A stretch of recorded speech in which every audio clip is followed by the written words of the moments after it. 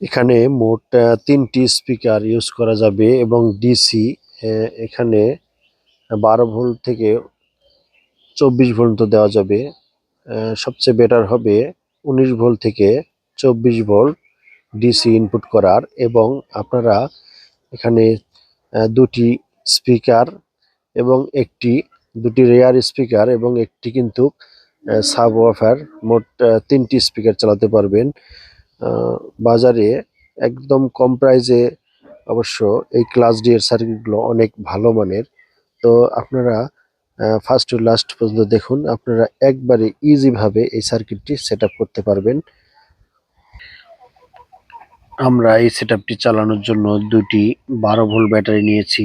একটি মাইনাস এবং একটি প্লাস একত্র করে একদিকে সেটআপটির প্লাস ভোল্টেজ এবং অন্যদিকে সেটআপটির মাইনাস ভোল্টেজ জুড়ে দিয়েছি। এখানে মোট ২৪ ভোল্টেজ ইনপুট হয়েছে। দেখুন পাওয়ার কিন্তু এসেছে বোর্ডের মধ্যে।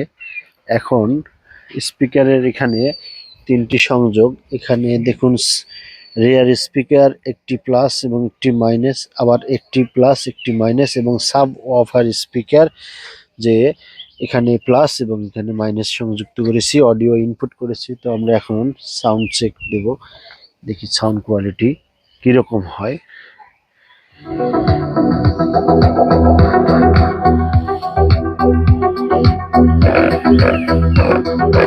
অসাধারণ সাউন্ড কোয়ালিটি দেখুন।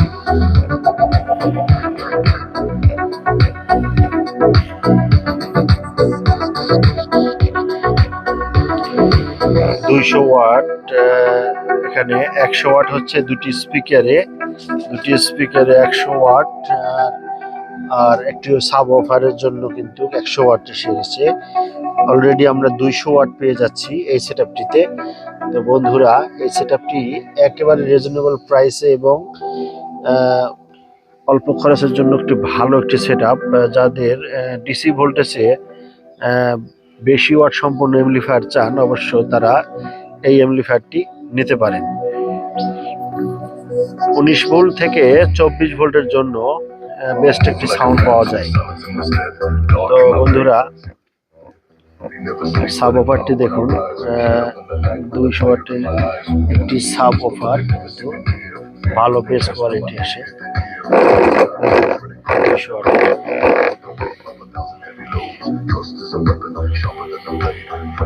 আমার কাছে একটি ভালো সাবওয়ুফার।